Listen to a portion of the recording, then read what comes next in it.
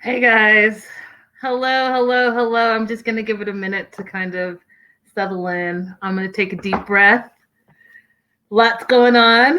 I'm probably going to talk for a little bit at the top before I jump into the show, just to let you guys know what's going on.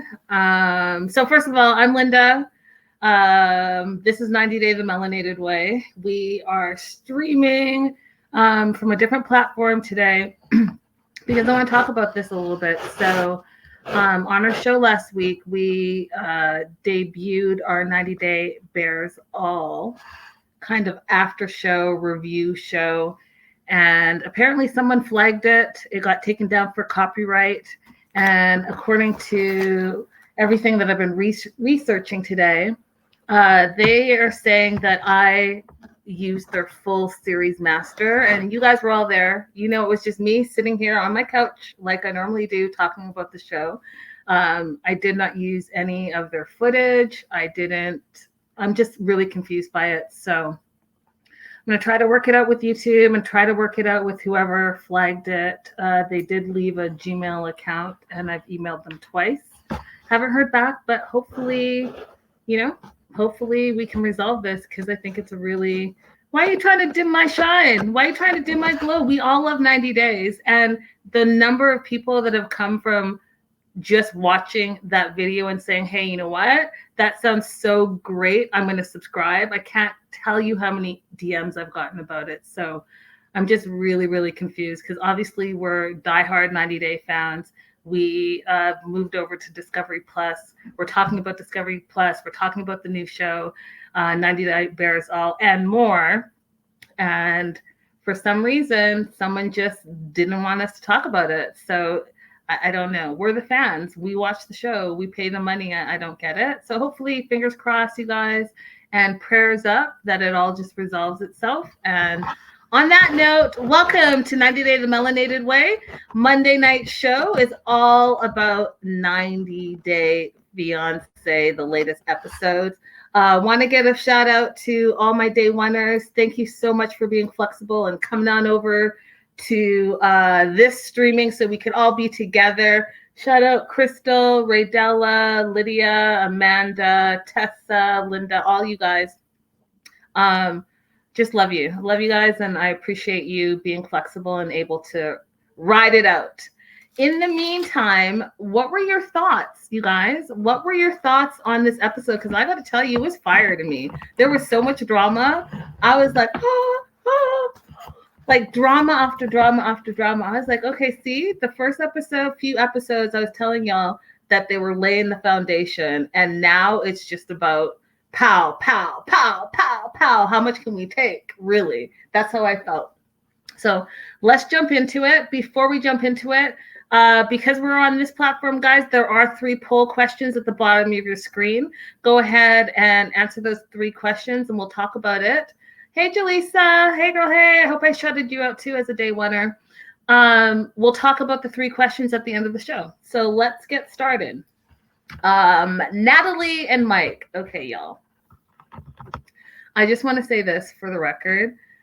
Is Natalie ever happy about anything? Like, is she happy about anything? Because I don't think she really is. And I don't even think that she should just stay. And we already know the end result. We've already talked about it on our news and gossip. So we know that, they make it. But like, whoa, she's making it difficult for them to make it.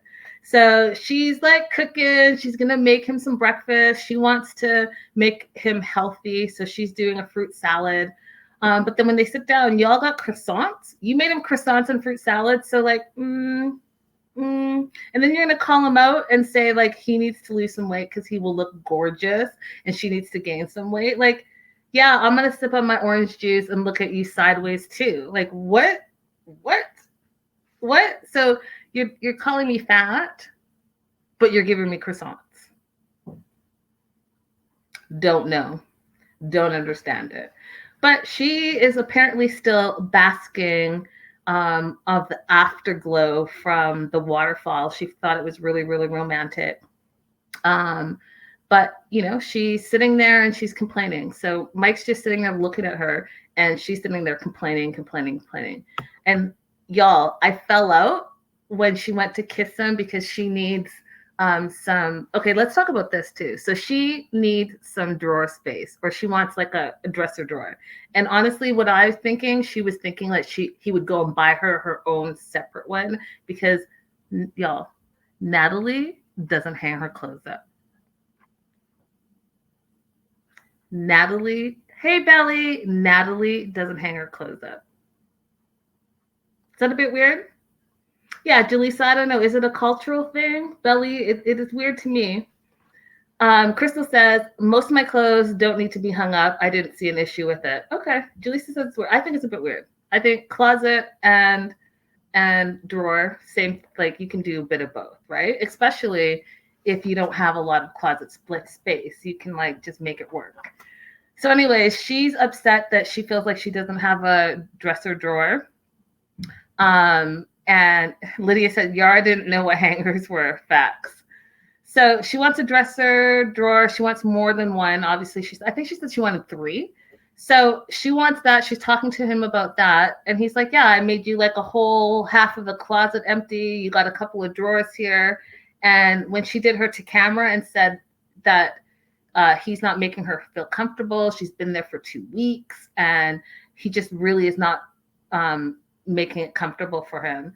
And it's rough on her. I was like, okay, I just saw him show you the walk-in closet that she thinks is stinky, by the way. And I think she thinks that if she puts her clothes in there, that her clothes are going to stink like whatever the closet stinks like. Now, I don't know. Obviously, I'm not there. But like, I don't know, get a air sanitizer, do something.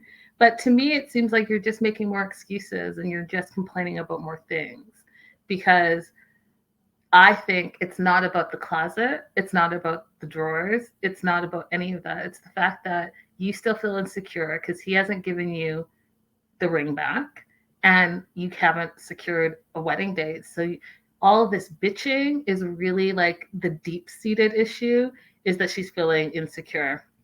Krista says, well, maybe his clothes are musty. I don't get that he loads on the perfume like Alejandro. Lydia says, he has the litter box in the room. That may be the smell.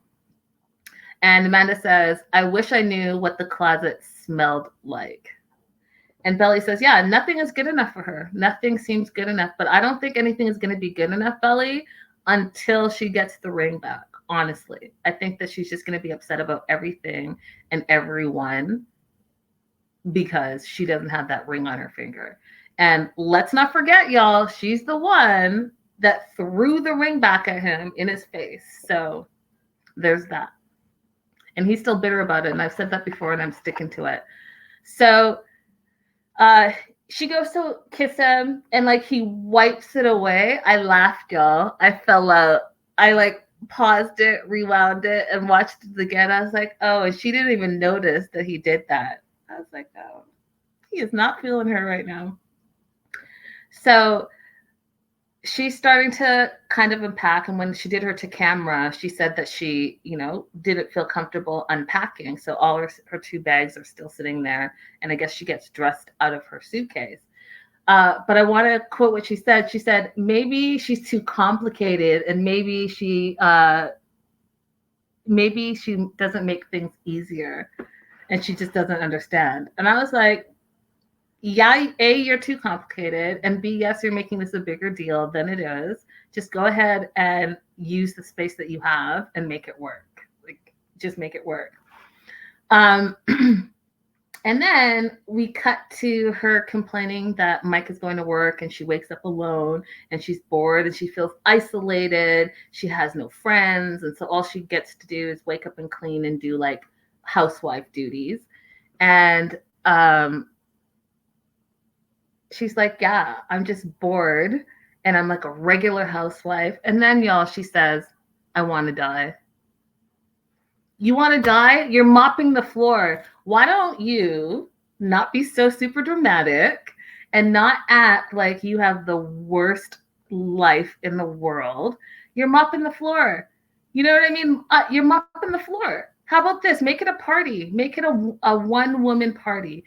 I hate cleaning my house too, but guess what? I pump up the music. Okay. When I'm mopping the floor, these hardwood floors, it's a dance party. And sometimes the mop is my microphone. How about that? Do something. But no, you want to die. You want to die. You want to die. So when she said, A, that she wanted to die, and B, that she wakes up alone in a cold house with cold water and she's bored and feels isolated, I was like, I'm done. I'm done with you for today.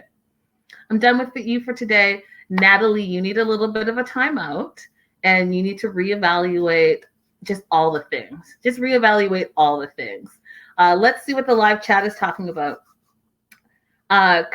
Amanda said, I fainted when she said that because I say that all the time too. I want to die. Krista said, bye, girl, go home. Lydia said, she should just help Julia with the farm. Yeah, she probably would have more fun. Amanda says, yeah, compared to Julia, she has it easy. And then Jaleesa says, that's a pretty small house also. Like, how much cleaning does she have to do? What about all her fitness activities? I feel like she can find something to do. Yeah, how about you got that lake with the fish? Get a book, read a book, maybe learn some more English, maybe do some of that modeling stuff that I keep seeing that you're doing on Instagram. Like, do yourself a whole photo shoot in the backyard. That cat looks like the cat can do some tricks. So why don't you just go ahead and teach the cat some more tricks and run her? Like, you can find some things to do. See what I'm saying? Hey, Selwag. Selwag says Natalie and Julia should reboot The Simple Life. I'd be there for that. I would totally be there for that. That would be awesome. I would totally be there for that. Selwag, you better go ahead and copyright that. Copyright that real quick before someone steals your idea and takes you off of YouTube. Not that I'm bitter much, but I had to throw that in there. So she does that, and then her mom calls. Okay, so her mom calls, are you okay? And moms can always tell when you're not like 100%. Like, if I talk to my mom right now, she would know that I was like super pissed off and I want to say a bunch of stuff, and I'd probably start crying because I'm super frustrated. But you know how moms just know that? They can look at you and know that something's not okay. Anyhow, her mom says that, and Natalie feels like she has to protect her mom and not really tell her what's really going on and make sure that everything is like roses and spices and everything nices. Is that how it goes? Okay, y'all, you're learning something about me. I kind of know like sayings here and there, but I don't really know them. I grew up with African parents, so they would tell me like some of the sayings, but they don't say it wrong. And then the next generation, I say it totally wrong. So I think it's, oh no, wait, I got it. I think it's sugar and spice and everything nice. Ding, ding, ding, ding, ding. Crystal, I got it. Ding, ding, ding. So sugar and spice and everything nice is what she's trying to portray to her family. And her mom is like, just like, what's going on? And when am I coming to a wedding? Like, when's the wedding? Are you wearing your ring? And Natalie, did you guys notice how Natalie could just look at her mom and lie straight to her face? Because I could never. Like, I was like, are you going to die right now? Like, you said you wanted to die. Are you going to die right now because you're just straight lying to your mom's face? Because I know if I did that, woo, you lying. I actually wouldn't even do it. She wouldn't even have to say that because I wouldn't even do it. I'm too scared. But she was like, yeah, no. I think that Mike is waiting for a special moment and to give me a surprise. And then, we'll know. But maybe he just wants it to be just the two of us. But everything's great. And then she lied more. She's like, yeah, he planned this romantic waterfall getaway. And then he made a romantic dinner. I was like, the romantic dinner at the brewery that you complained about the whole time and told him he couldn't eat meat and that the root beer was actually beer and you didn't believe him. That romantic dinner that he made, like, what you saying?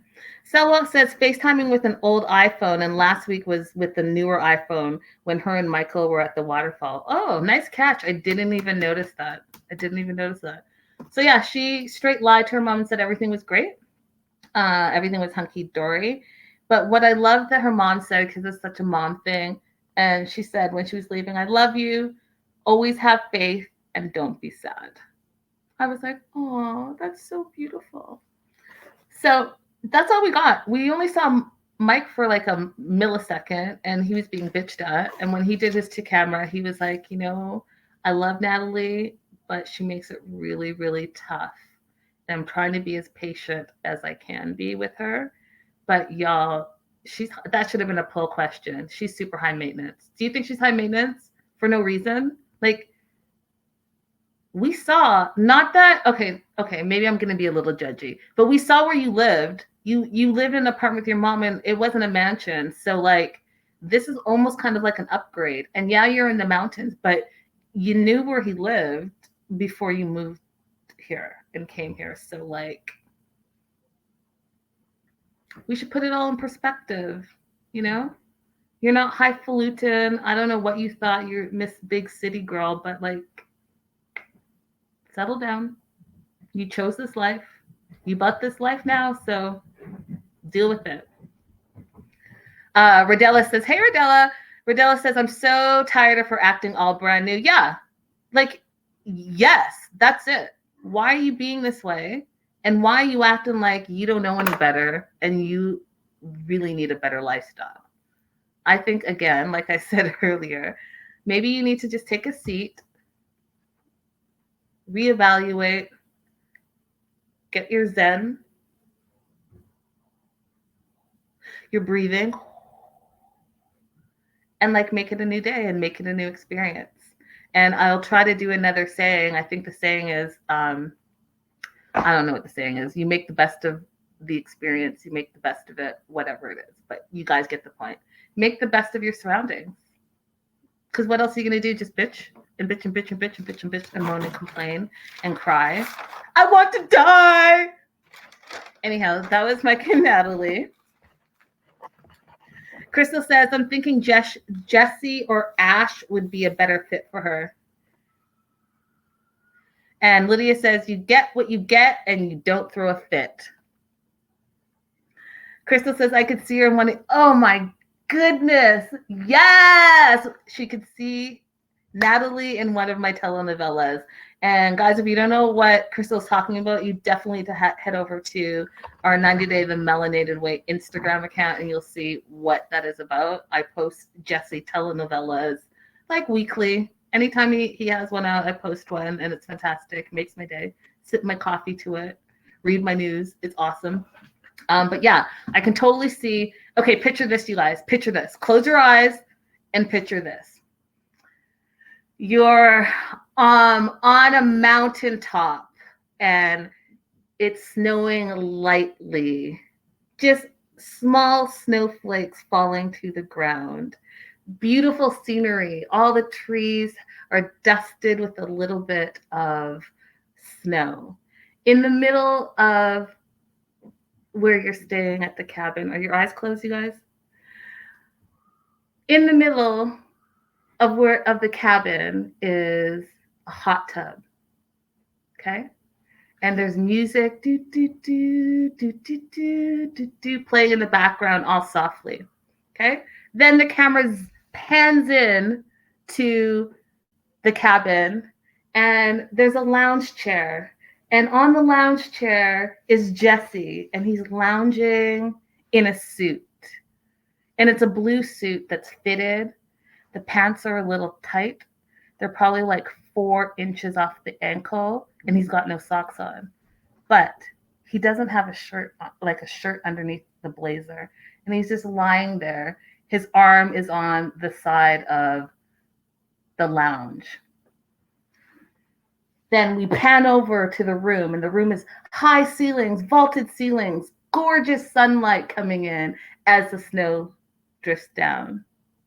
And then da da da, like that type of music comes, and Natalie, and you've all seen her pictures, you've all seen like the model pictures she posts on social media. Natalie comes in this gorgeous sequin gown. I don't know why she's wearing a gown, but she's wearing a gown, and she's walking da da, da. And she's walking really slow as if it was like walking down the aisle, but she's walking towards the hot tub. That would be the telenovela. See? That was just the beginning of it. And that was just off the top of my head, but I totally picture it. That could happen. I'd watch that. To be continued. ...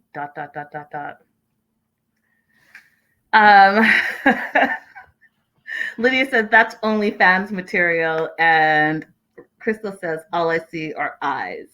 Yes, guys, but picture it. Picture that scenario. It would be awesome. That would be the best telenovela. Moving on to Yara and Jovi. So it's like December. They've got 78 days to wed, and Yara is upset that Jovi's leaving for work, and literally he was leaving that moment. Like, bags are packed, he's putting on his shoes, but he feels like he might want to talk to her about the fight they had, about the miscarriage, and how he just left her all alone in Albania. But she doesn't want to talk about it. So she really doesn't want him to go. She doesn't want to be in New Orleans by herself, which, I get you guys. She's in a new city. They've probably spent if it's 78 days, they spent like just under 2 weeks together, and now she's going to be by herself. But so I get it. But at the same time, and I think that Raydella would agree with me. If you're someone that travels a lot, which we know that they do, you would think that she would have the personality to explore the city, right? Because they've gone everywhere. We saw them in Mexico. Were they in Albania? They met up in like Guyana or whatever. They've been places, right? So she has that travel spirit. And if you have that travel spirit, then yeah, you're going to want to explore. So, hey, take the 30 days and learn your city. Learn your favorite grocery store, your favorite coffee shop. And yeah, you can't drive, but there's all the ride shares. And you can walk. New Orleans is a city where you can totally walk around, and the music there, there's so much you could be doing. So the fact that you're saying it's, different from the Ukraine, and you don't have any friends here, and you're lonely, and you're sad, and you're mad, and you have all these emotions, you're doing a bit much, because again, you're supposed to be a traveler. So travel, explore the city while you have the time to do it. And you know what? Maybe some of the stuff that you like is not some of the stuff that Jovi would want to do, because, he's more of a party frat boy type. So then maybe you get to explore the stuff that he wouldn't want to go to either. Lydia says, yeah, party time. Raydella's like, agreed. And in New Orleans, she could have a good time. And Lydia says 100. Exactly. It's New Orleans. Who does not have a New Orleans? Between the food and the music and just the history of the city, you will find something to do for 30 days. Yeah.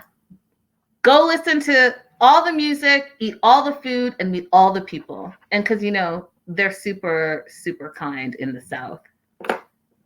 And yeah, the tours there have so much history. So anyways, you all get our point. She could do some things, but she chooses not to. So she goes with him to the airport. And in this moment, I felt like you could tell that she really loved him. So in the car, she was really just, kind of loving on him and asking him, are you going to miss me? And all of that stuff. I thought that was a sweet moment. And then when she said she doesn't want to be without him, and they hug, they kiss, and how much are you going to miss me? And then she says something that was took me out of the moment. So I was like, oh, this is so lovey-dovey. She really does love him. Maybe she's just one of those people that has a harder exterior, and this is all soft and gushy inside. But then when she said, but how much are you going to love me in dollar amounts? I was like, I was in cloud 9, and I was like,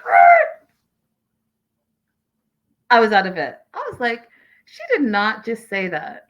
She took me straight out of the romantic moment and was like, oh, this woman still is about them dollars. Yes, we'll talk about that in a moment. We'll talk about that part in a moment. Amanda's asking, didn't someone not pee on her shoe, puked on her shoe. Someone threw up on her shoe, and that's why she's never going outside again. So that part happens. And then did y'all peep that Jovi said I love you to her 2 times and she didn't. And he wanted to like totally make up with her, you could tell. And she just kept like pecking and like side cheeking him. And I was like, oh, you're not going to see your dude for a month. And this is your like last face to face till you see him till the next time. And when he says I love you, you can't say I love you back. Again, it could be a personal thing and she could just not be like a overly open person. And maybe it's like, you know, I like to keep my private stuff private. But damn, he's gone for a month. Tell a dude that's getting on the plane that you love him. So that's the last thing he hears. Salwonk says Jovi is pulling a Tanya 100. So she goes back to the house. She's doing her makeup and she is like kind of going through her closet. You can see that she has like beautiful clothing and, you know, shoes. And as she's like looking at these really cute shoes that look like stiletto shoes, she's like, yeah, you know, I've been here for 2 weeks and I tried going outside and someone threw up on my shoe. And she was like, what is up with New Orleans? Why does everyone drink in the middle of the day and everyone's drunk? So by that, I guess she's never going outside again. I guess she's never going for a walk again. I'm trying to figure out, like, did the person bump into you and then puked on you? Like, were you walking? Were you standing? Were you sitting? I'm going to need a little backstory that you were able to be, like, solitary in one place and the person was able to find you directly and just puke on your shoes. Did it get on your pants? Did it get on your leg? Like, I need some more information. Rodella says, when they were in the restaurant, did anyone notice that it looked like she had a wedding band and engagement ring on? Yes, girl. Rodella, make sure you guys check out the collaboration I did with the Celeb Talk guy.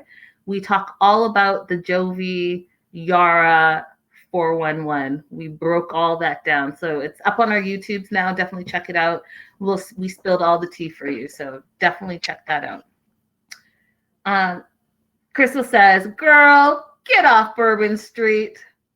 And Amanda says, question, do we know what month they started in? She mentioned him coming home the 25th. I'm assuming it wasn't Christmas, or they would have said maybe very beginning of January. It was December. So they said it was December 2019. They had 78 days left. So 2 weeks. They didn't say when in December. So it was the holiday season for sure. And then she had 78 days from the day he was leaving, if that makes sense. So that was 2 years ago now, because we're in 2021. So it was 2 years ago, Christmas time, which totally makes sense with the gossip that the Celeb Talk guy Max and I spilt. It's all in the time frame, y'all. It all makes sense. Thank you for that. I was like, ding, ding, ding. Anywho, bored no more and lonely no more, because Sara, Jovi's friend, rings her up and says, hey, let's go get mani-pedis. Picks her up. And I laughed because Yara was on the phone all cold. Yeah, I'll be there. Click. I was like, that is not how you make friends. That is not how you make friends, girl. But she didn't even really want to be this girl's friend. She's like, this is not my number one choice in friends.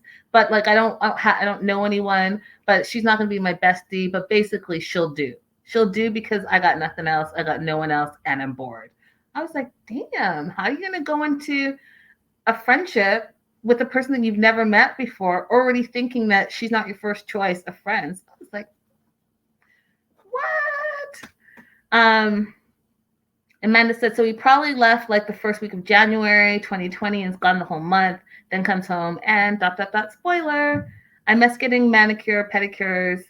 Hooves are gross these days. And Crystal says, yes, I miss men. Same here, y'all. Did I tell you my mani-pedi story that I tried to do?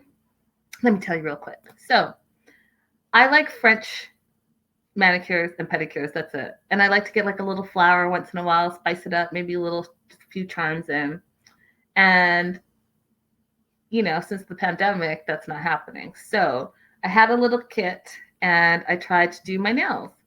So I buffed them, I shined them, I did my edges, whatever, the cuticles. And I go to do the strip part of the white part for the French tip. And literally took me an hour to do 2 nails. And they look nice, but I was like, oh no, there's 10 fingers. So I had to take it off. And now my hands just look like this. And they've been looking like this whole pandemic because my spiritual gift has never been like makeup, hair, nails, all of that.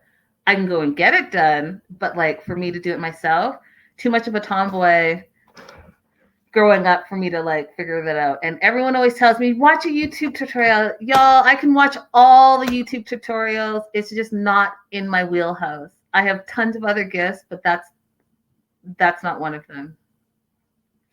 And I do miss mani-pedis as well. So they get to the nail joint and Sara says that Yara seems like she's a nice girl, but then this is the thing, okay? They sit down, and did y'all peep that they got drinks? I love those type of mani-pedi places where you can have drinks on the side. And it makes sense because you're in New Orleans, you can drink everywhere. I love that. So you're relaxing, get to know the girl, but no, it was like the Spanish Inquisition. Sara came guns a-blazing. She was like, so, like, you ready to have a baby? You guys are going to start a family? You ready to get married in 90 days? Did you know that Jovi was like a super party dude? Did you know he used to always get drunk? He used to go to the strip club and used to be a regular there? And did you know that he used to take the strippers home and sleep with them? And did you know that his ex-girlfriend got so drunk that she peed in the bed? Not the bed that you're sleeping in, ha ha ha. But, basically, your dude that you're about to marry is a douche. He's a party guy. He's probably not reliable. He's probably not like committed to you. He's probably not committed to the relationship. He's probably going to cheat on you. All the things. She said all the things bleh, bleh, like that. I was like, Sara, whose friend are you? Whose friend are you? Do you have your own man? Because I think that I remember that you have a husband and a baby. So either you're bored in your marriage and you're trying to stir some stuff up, or 2, you still have the hots for Jovi somewhere down in your body and you ain't feeling the new pretty girl that's come on board, or 3, you're just a hater, or 4, you're all of those things. What is it? Because I was like, this is not very friendly of you. This is you stirring some stuff up, and it's not okay. And not only are you stirring some stuff up, but also, isn't Jovi your friend? Is there no friend code? If he wanted her to know all those things, and she probably should know all those things, but it should come from his mouth, don't you think? I was like, okay. If it was me and I was sitting there and my partner's friend was telling me all this stuff, I would take it all in. But guess what? You're going to be kept at an arm's distance because, yes, like Amanda says, was that the very first time they met? There wasn't an introduction or anything. Yes, exactly. If that's the first time I'm meeting you and you're messy and you're coming with all the dramatics, I already know how you run your life. And I'm not about that life. But we can be friendly and get mani and pedis and drink all day. I'm cool with that. You know what I mean, y'all? It was messy. Rodella said, Jaleesa, very messy. Crystal, I thought the same thing. Messy, messy, messy. Rodella says she needs her as a friend. And Crystal says, this so screams production to me. And Amanda says, never have I ever peed the bed after drinking. So yeah, guys, I thought that it was kind of terrible. I thought that she should not have gone there and made it messy, but I think that she was trying to stir some stuff up. So let me know what y'all think in the comments. Let me know what you think in the live chat. But Sara wasn't being too friendly. Like, she was being friendly, but she was being that frenemy kind of friendly. Crystal says, after watching the Discovery Plus show that should not be named. I love you guys. I got the feeling she didn't actually want to ask all that. Okay. So I haven't watched the show that apparently I'm reviewing tomorrow. And I'm honestly, guys, I'm a little scared to review it because, you know, the copyright ban and the streaming stuff. But that show, I think is great. Like, y'all did me dirty. That's cool, but I still think you're great. I'm still a super fan from day one. And I can't wait. I haven't seen that yet. I can't wait to see what Sara had to say because I posted a little clip of it and it seemed super awkward. And it seemed like Sean Robinson was just sitting there like, I'm gonna throw out a little something. You two are in front of it. Was very Maury Povich. Y'all, I'm going crazy. I need a little bit more American pop culture. It seemed very Maury of it all, where who's your baby daddy? And you said this, and you said this, and then you put the two in front of each other and they explode. That's what it seemed like. So good on Sean for being a little bit more spicy as a host. I love it. I love to see it. But awkward. Anyhow, that was Yara and Jovi. Moving on to Andrew and Amira. Okay, y'all. Andrew and Amira. We haven't even met Amira yet, for real. Like, we saw her, yeah. But according to Andrew, they have 42 days left to get married. This all happened back in June of last year.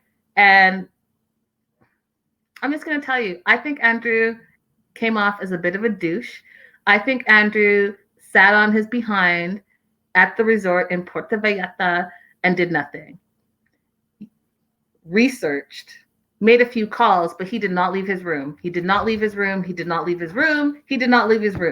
Your supposed fiance is in a detention center in Mexico City. I'm going to tell y'all, and this may be why I'm single right now, but I'm going to tell y'all right now, if my fiance had me fly to Mexico City, and you know, Mexico City, anyways, I'm not even going to say that.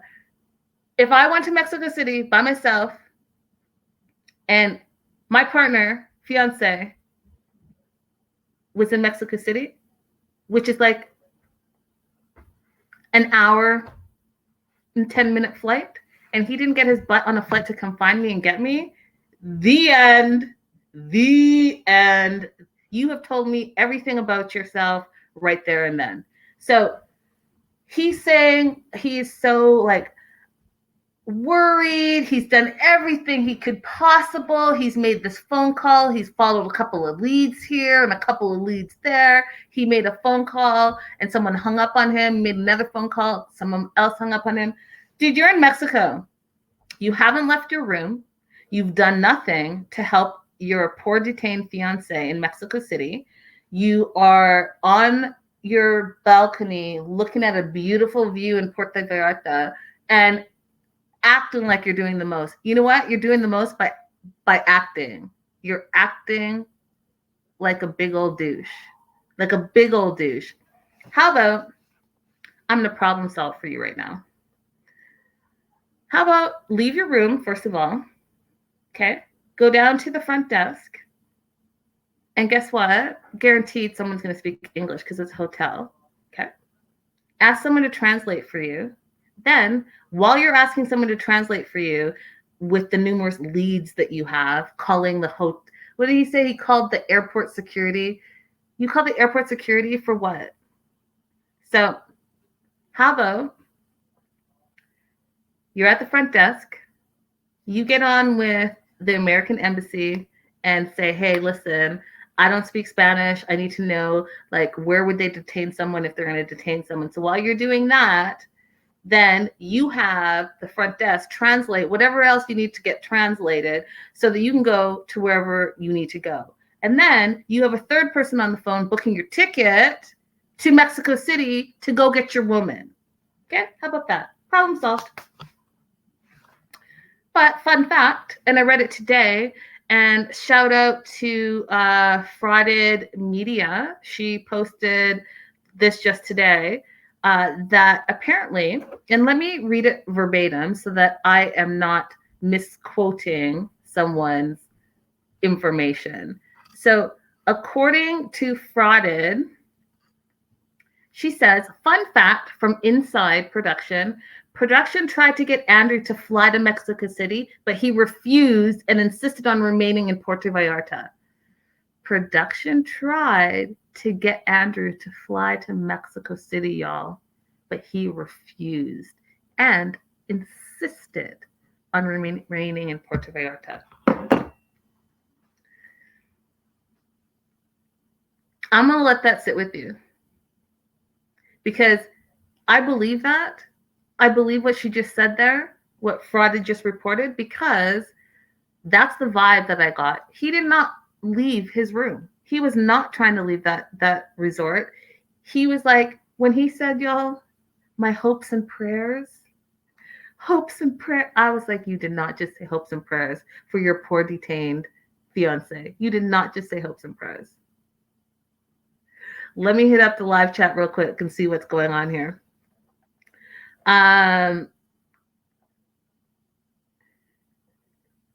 Amanda says, if any of my girls ever get stranded or stuck anywhere, guess what? I'll do anything to save y'all. I'll come there myself and get you. And Crystal said, the most help he could have received would have been in the airport. There are people that speak English and could help. Amanda says, no wonder Andrew was trying to get ahead of his story. He knew how bad he looked. Yeah, you know what? You're right. Andrew boy, listening to people on Facebook. Why didn't he go to Mexico City? Why didn't he go to the front desk and ask for a translator? My questions could go on. Yes, Raydella, all the same questions. Jaleesa said, I hope Amira is back in France. He's a loser. Why did he even leave the airport? Belly says he was probably having a pina colada when the cameras were off. Yes. Crystal says, so I have this wild theory. What if Andrew is pulling a Ricky and didn't actually want her to make it? Maybe he has another chicken PV as a backup. So I like that theory. My theory is that, no, I'm going to save my theory for news and gossip. I'm going to save my theory for news and gossip on Wednesday. So back to Andrew and his worry. So he's so worried. He has hopes and prayers out there that she'll be okay. But in the meantime, let me call her dad real quick. So calls the dad, and Hamdi was not impressed. And this is the first time they're meeting face to face, y'all, and he was not impressed. Andrew's like, hi, so good to see you, so good to meet you. Oh, I love your shirt and tie. First of all, that was awkward and unnecessary. So you think that a few compliments is going to diffuse the situation. Meanwhile, his daughter is missing in action. No one's talked to her, and you said it's been 48 hours. No one's talked to her since she landed. And dad's like, what have you heard? Like, what's going on? He's like, oh, I don't know anything. And dad wants to call the French embassy. And like, what can we do? Who can you call? Like, really, really concerned. And like, where are you? And he was like, I'm sad. I wasn't sure about Mexico, but you pushed Amira to come there. And all he's like, all I can do is apologize. All I can do is apologize. And the dad was like, oh.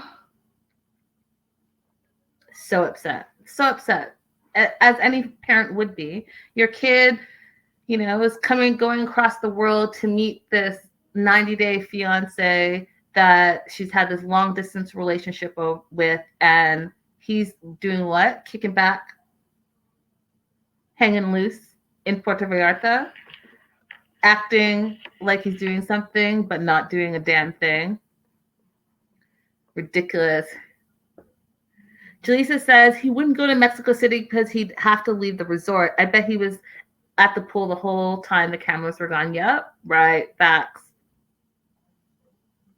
Jaleesa says, my dad would have learned enough Spanish to take care of his behind and get me out of there.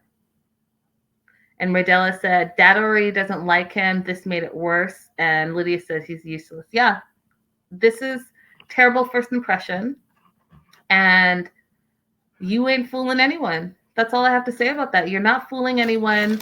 You did nothing. You were trying to do nothing. And you continue to do nothing. You had fun in Puerto Vallarta. And again, hearing what production said that you refused to go. Wow.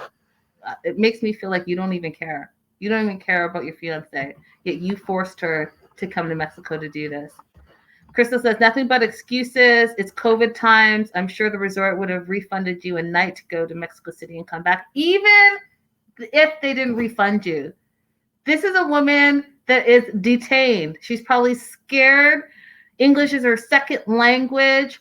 And she is by herself. She's coming for you because you made her come.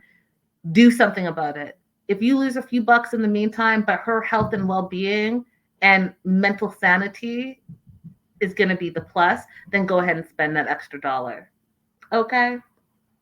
Salwa says, wasn't that the same hotel where Caesar stayed at? The swimming pool looked like the same place where the family roasted him. I wouldn't be surprised that they had to deal with production. I wouldn't be surprised.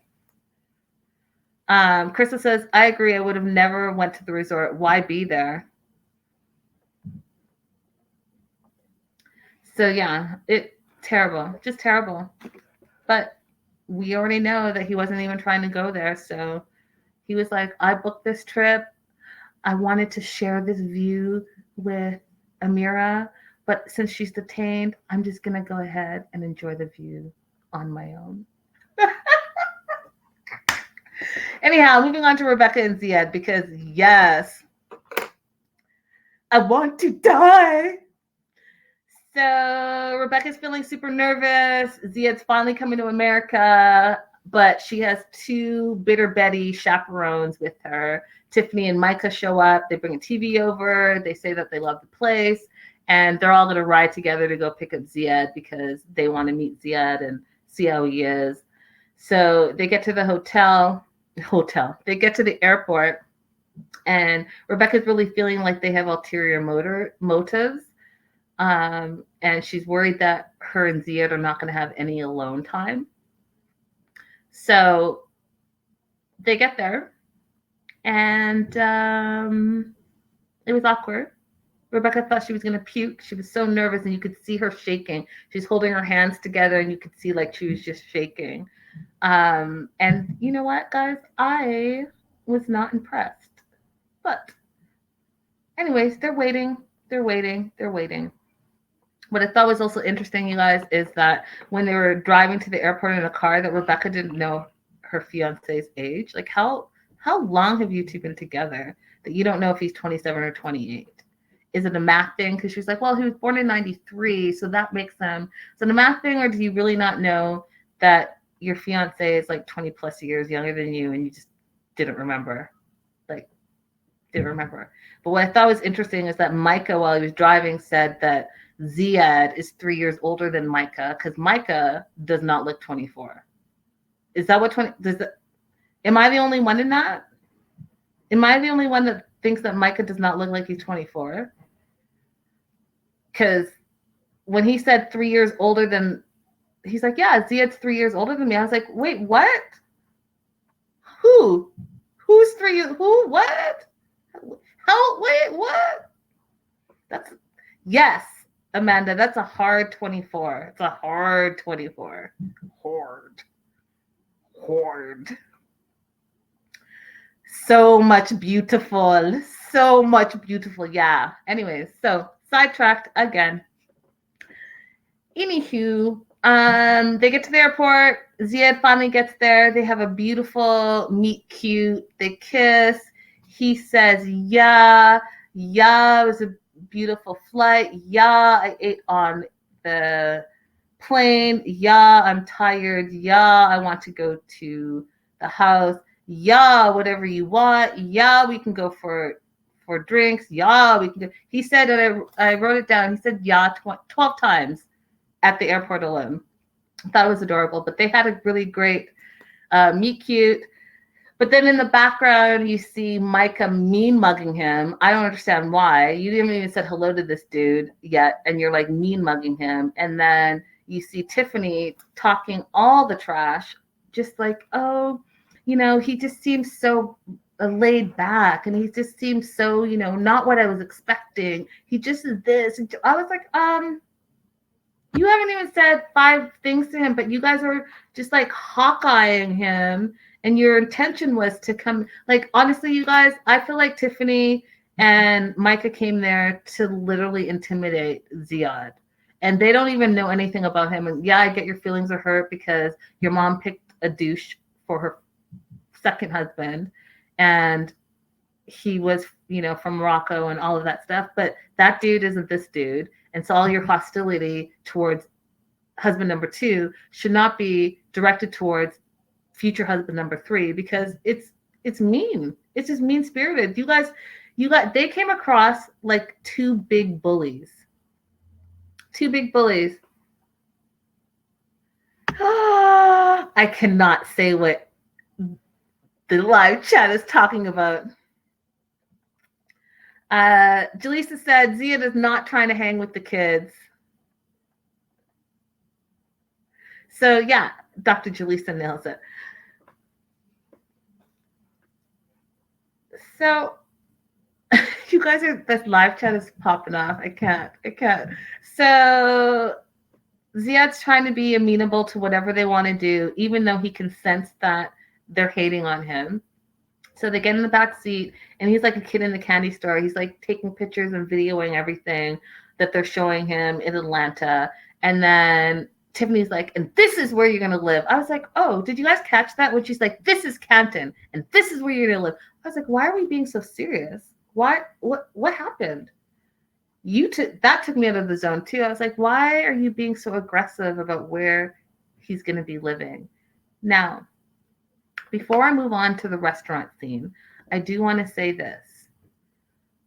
And please, I don't mean any disrespect. So #respectfully. Respectfully, I feel like there are some people that need to go and travel. They need to leave their immediate space and go and travel and see what when the world opens up again. I'm talking like not in a pandemic world, okay? Go and travel, get on a plane and go somewhere and just be outside of your immediate situation. Because there are people out there, many people that have never left the city that they grew up in. And I'm not saying that's Tiffany and Micah, but what I am saying is that they're giving me that vibe. When you travel, okay, especially these people who are coming halfway across the world. So your flight is not 2 hours, it's not 4 hours, not 5 hours. Sometimes you're flying for 13, 15, 18, 20 hours. And sometimes it's not direct. Sometimes you also have a layover. And then there's a few hours in between. And then you get on another plane and it's another like 10 hours. So you're traveling like a full day. And sometimes when you're on the other side of the world, you're in a different time zone. Okay? So you can be flying, like, for example, when I fly from here to Ghana, I fly from here to either London, Amsterdam, and then from London or Amsterdam to Accra. And from Accra, I go to wherever else I'm going to go. Okay? When I leave on a Monday, I arrive on a Monday.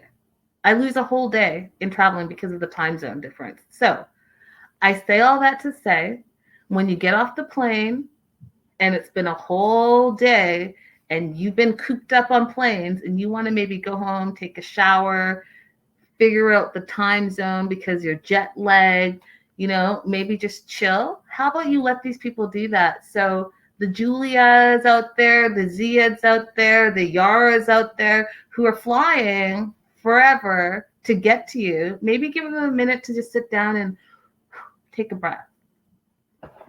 Anywho, thank you for coming to my travel TED Talk. Please, when the world opens up again, please get your wings and fly. Anyhow, they convince him to go to dinner, and they sit down and they order their food, and Micah's just staring at him.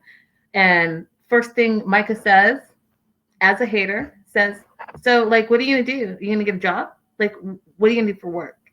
And Ziad's like, hey, you know what? I'm not even thinking about that. I'm going to be at the house for now. I can't work for 6 months anyways. But what are you going to do after the 6 months? Like, you can't just, I was like, oh, okay, calm down.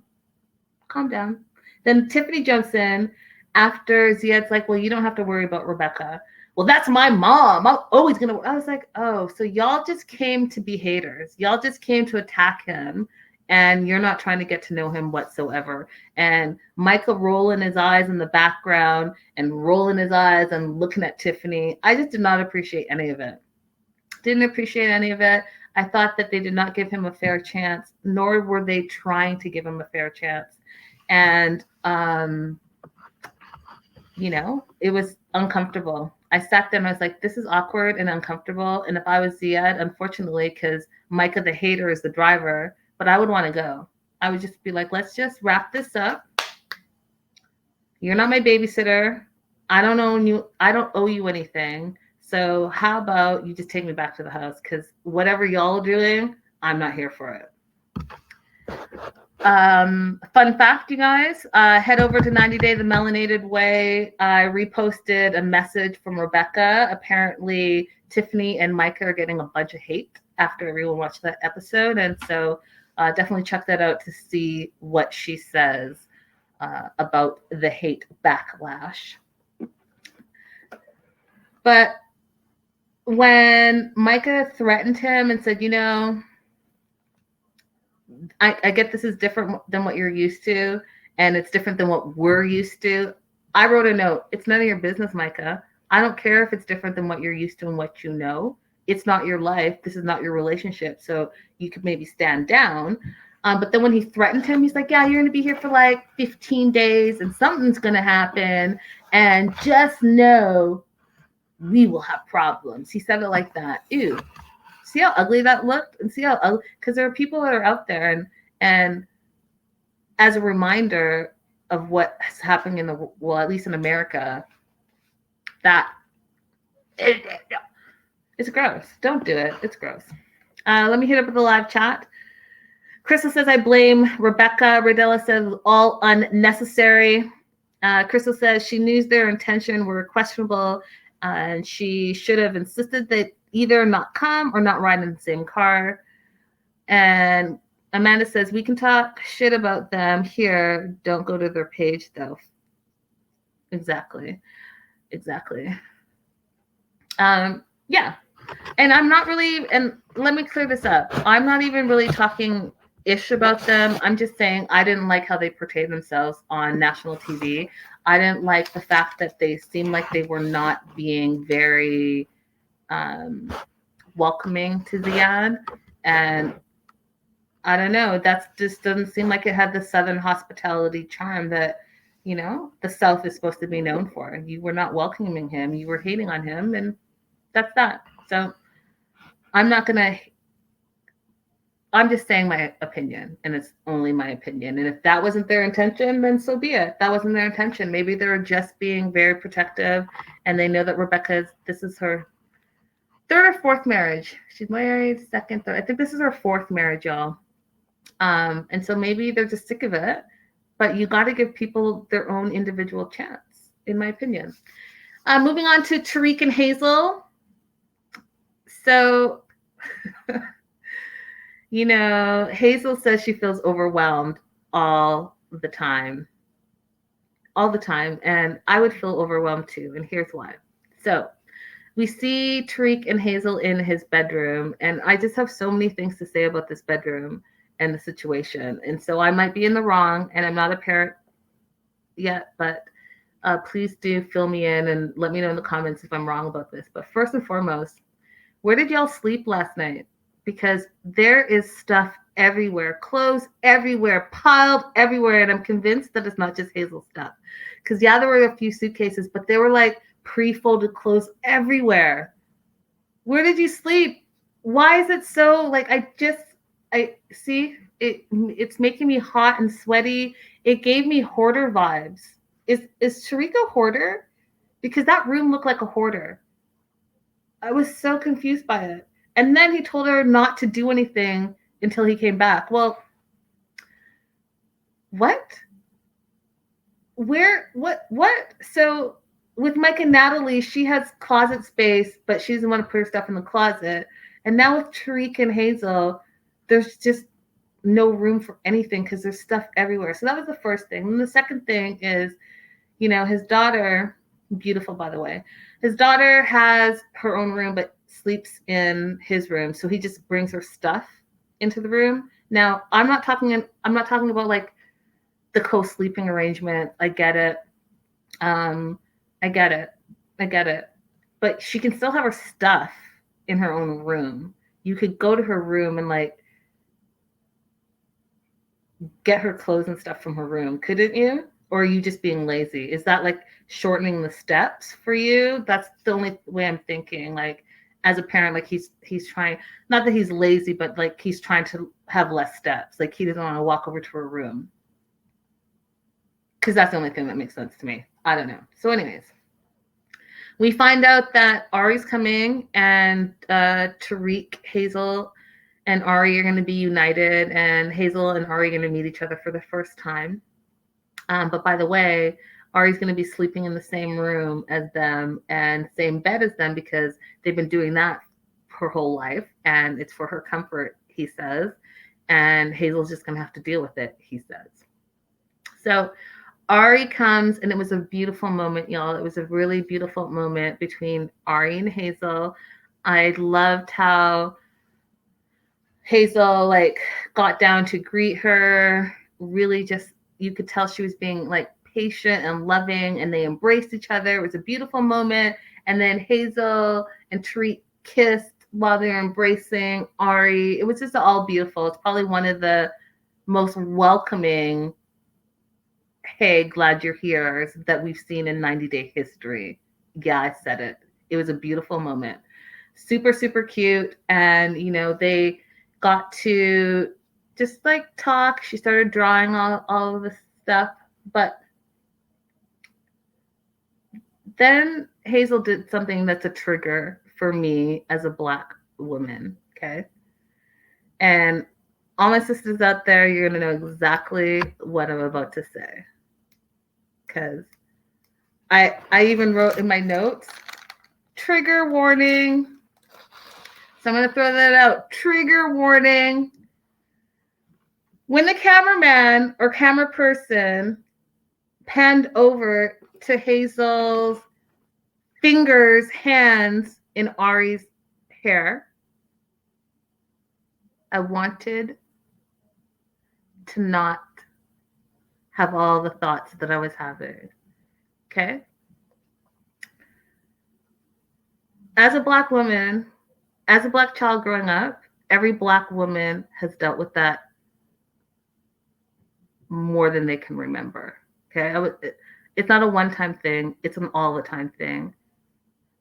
Automatically, the hair looks different. Automatically, your hand's in my head. Not like you asked me. Not like you're like, I don't know if the eyes get so fascinated and all of a sudden your hand's in my head, but your hand's in my head and it's not okay. And then you're squishing it, you're feeling it, and then you're saying all the things.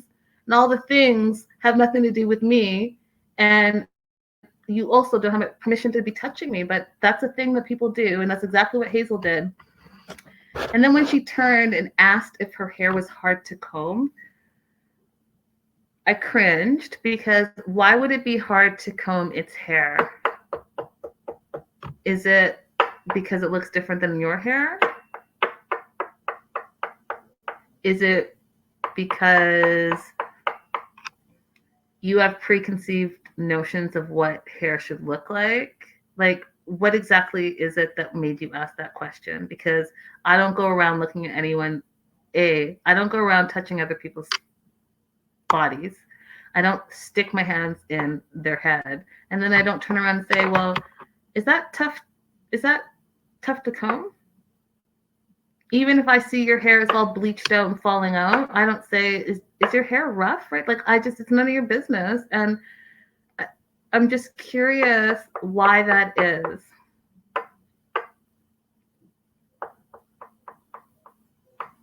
Let me go to the live chat real quick. So TED Talk part 2 is on pause. Belly says, I rewound it like did she just do that? Oh man, I didn't hear that. Yes. Lydia said, yes, me too. It triggered me too. The hair. Jaleesa said, triggered. The hair. Yeah, so. Jaleesa said, I almost lost my job once because of it. And then Selwonk says, but remember, she hasn't met a Black person except Tariq in the Philippines. Okay, Selwonk, I'll address that too. I don't care if she's never seen a Black person before, okay? Because in my opinion, if you really look at the world and look who we are, we should all just be people. And we're all different as it is. Even I'm different than Jaleesa. I'm different than Crystal, different than Belly. But you know what? We're all Black women, but we're all totally different. Okay. I could go to, Antarctica and not have met someone from Antarctica, and maybe they do something different. But I'm not then going to say, because I've never met someone from Antarctica, that I don't know any better. This is 2021. Okay. You just have to do better. You have to do better. There's too much technology. There's too much knowledge out there for you to just not know better. I don't care where you are. And I don't care if you're like in a poor country where you don't have all the comforts of the West. I think that if anything, that should make you more open to learning and not being like super stereotypical and assuming something about someone because you've never seen them or interacted with them before. That's it. That's my rant. So that happened there, but it was still all a beautiful moment. Again, that was a trigger for me, and I just think it's not okay. But I'm sure there was no malice in it. So Tariq talked a little bit about having a new relationship, especially with a special needs child, and how tough that's going to be, and how also tough it's going to be on Hazel because she's away from her own son. So they talked about that a little bit, and then they decided they were going to have a party and invite some of the friends over. So Angela and Susan and Kia, all these people came over, and they were having a barbecue, and they were so welcoming. Again, so welcoming. Angela brought Hazel a gift, and it was a beautiful scarf in the color that she loves, blue, which that means, you know what? That girl right there, Angela, paid attention to Tariq and what Tariq said about Hazel and what she loves, and, made a mental note and gave a special gift and a warming, we're so happy you're here, welcome. I thought that was beautiful. Again, 90-day history. Hazel wasn't really feeling the barbecue food, but she did love and wanted them to love her, and she was a little nervous and she wanted to fit in, which I thought was awesome. Then they started talking a little bit about Tariq's background and him being a party dude. Maybe he slept around a little bit. Apparently he was not, the neighbor was upstairs hearing all that. But it looks like he's really settled down with Hazel.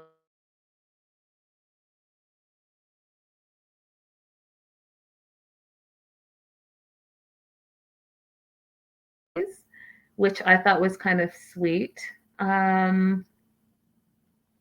They bring up Hazel's son.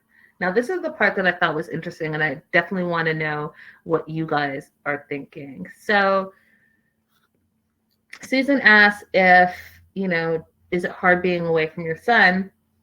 And this is where she's like, oh, I don't want to talk about it. I'll start crying. Usually she sees him once a week. First of all, I didn't remember that she doesn't have primary care of her son, that the son lives with the dad and his new wife. Didn't remember that at all. Why does she not have custody or primary custody? I want to know why. So, yes, she's missing her son, but she's not the primary caregiver. However, she wants to bring her son over. And my thought is her husband and his wife going to allow that? Is that a conversation that you actually had with your ex? Because it sounds to me like if you only get him one day a week and your son lives with them for the majority of his life, they're not going to then say, hey, yeah, take him to America. Have we worked that part out? Has anyone talked about that? Have y'all heard anything? Because that doesn't sound like something that's going to happen, in my opinion. The second thing that I thought was interesting is when she was asked that question about missing her son, that Tariq answered. And then Tariq said, well, it's kind of like the K-1 visa process, and we're going to have to sponsor her, and then we would sponsor him, but we're going to give it like a year. But this is the part that I was like, ooh, Tariq's actually really smart, or something else is going on, because he said we're just being cautious. We're giving it some time to make sure that everything works out and that her and I are going to be like good. So this year, it's not a year that's put on by immigration. It's a year that Tariq has put on. Tariq is like, no, I'm not going to sponsor both you and your son together. I'll sponsor you. Let's see how you and I work out. And then if we work out in a year, we'll revisit this, and then maybe we can bring your son over. So those are two major things, you guys.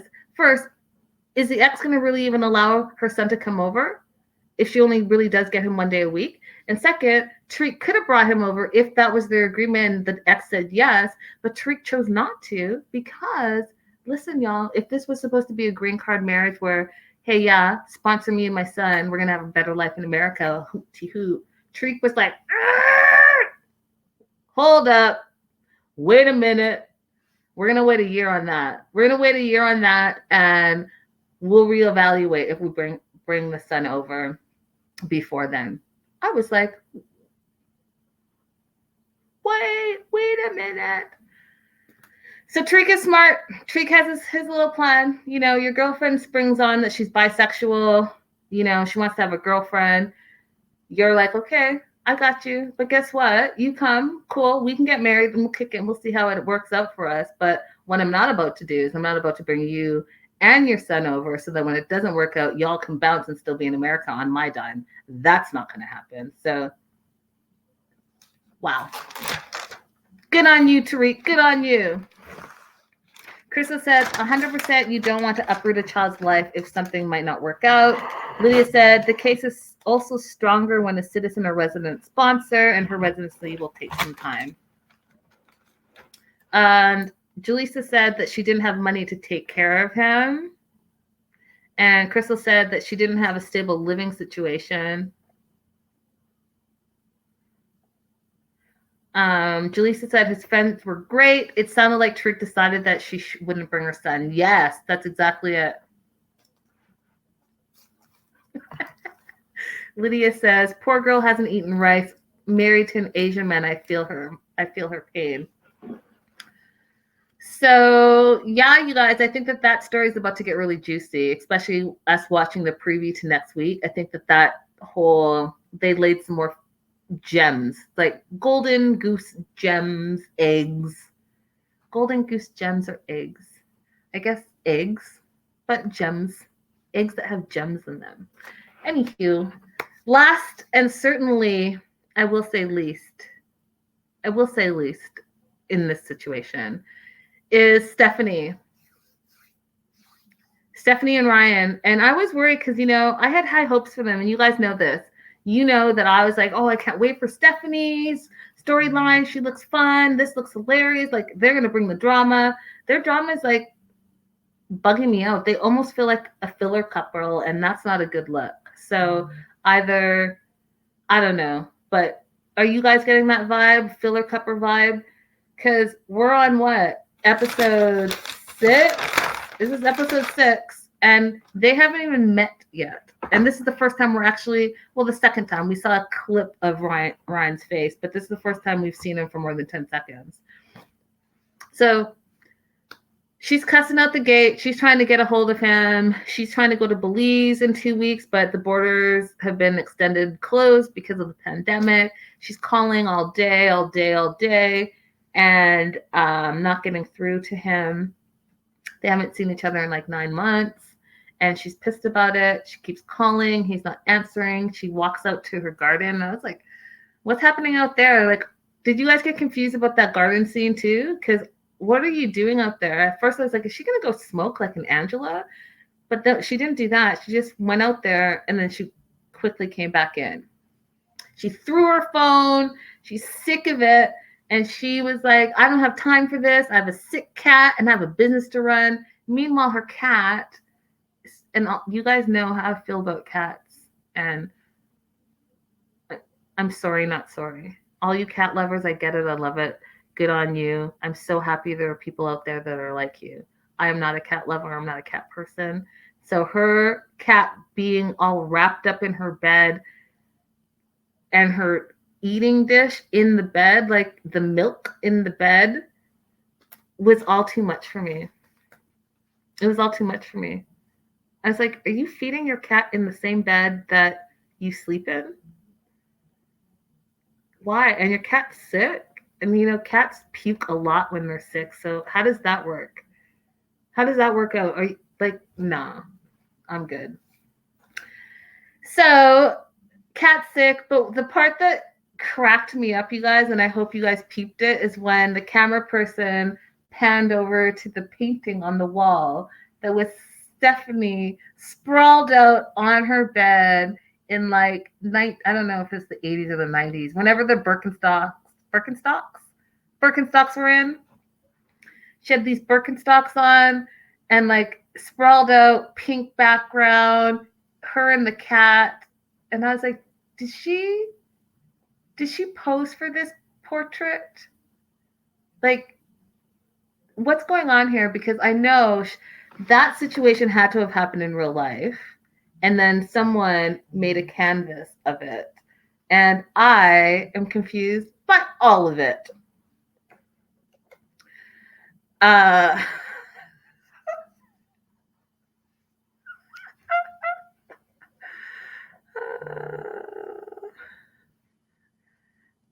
Krista says, Amanda, I can see the Darcy thing.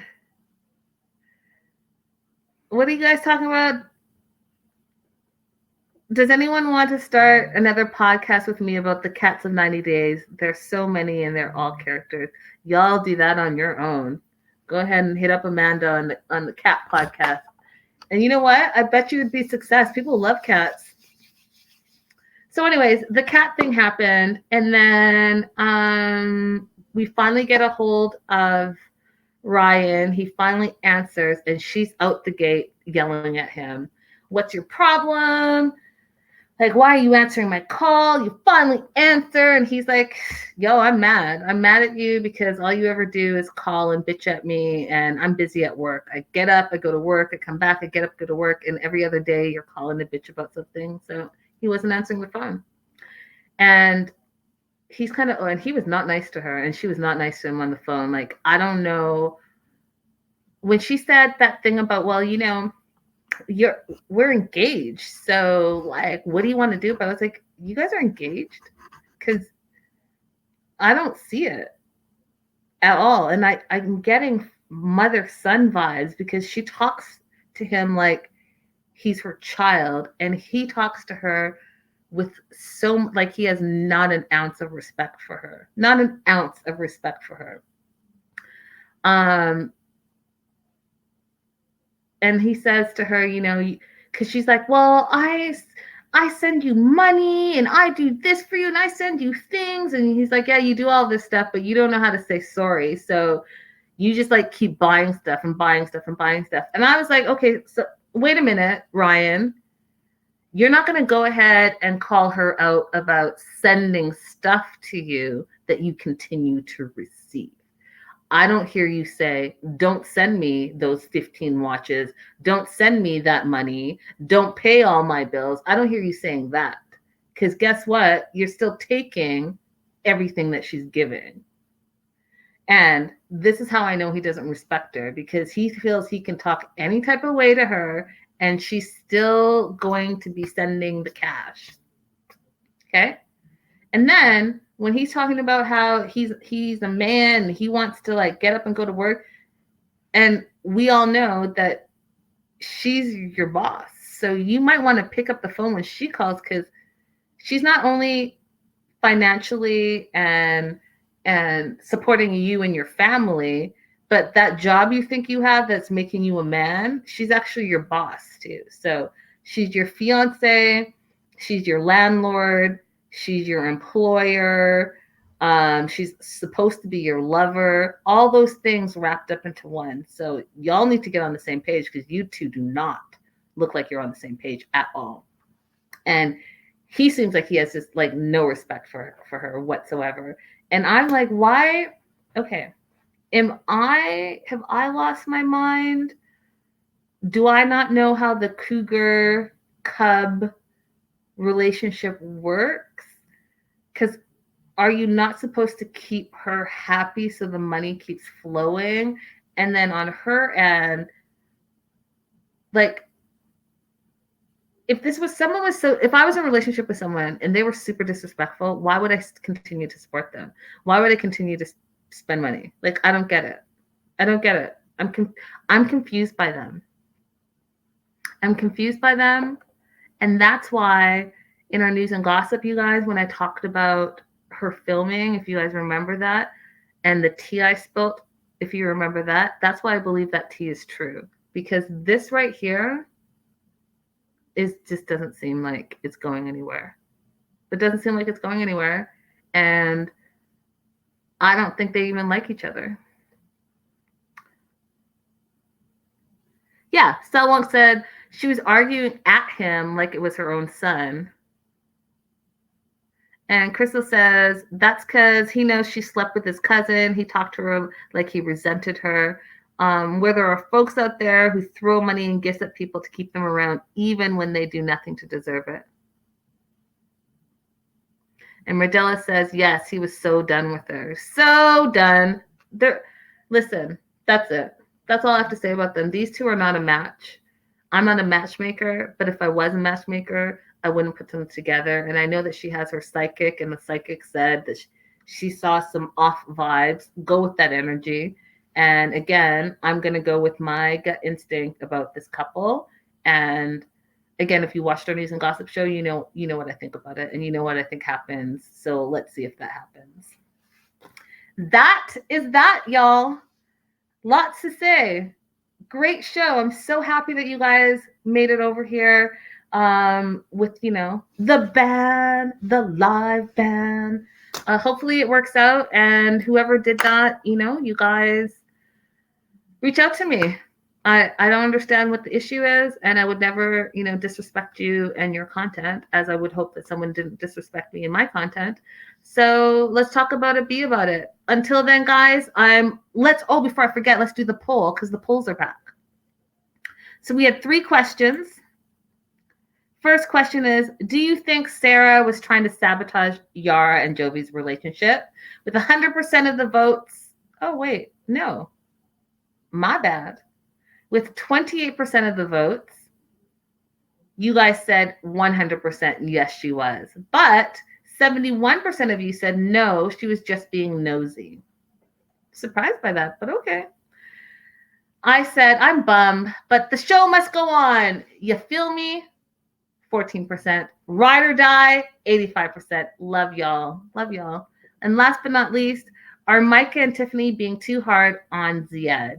With 100% of the vote totally hating on him, as opposed to, nah, they're just being protective of Rebecca. Love it. Love your answers. Make sure you guys like and subscribe over at Linda Entry Reporter on YouTube, and follow us all across the socials at 90 Day the Melanated Way. I will do tomorrow's show, but I'm going to do it very hesitantly, you guys. So let's see what happens. Till then, we'll see. Oh, hey, Jean, we've missed you. Where you been, Jean? Till then, I'll see you guys all tomorrow, same time, and we're gonna be on this platform again, so same place. We'll see y'all tomorrow. Love y'all. Good night.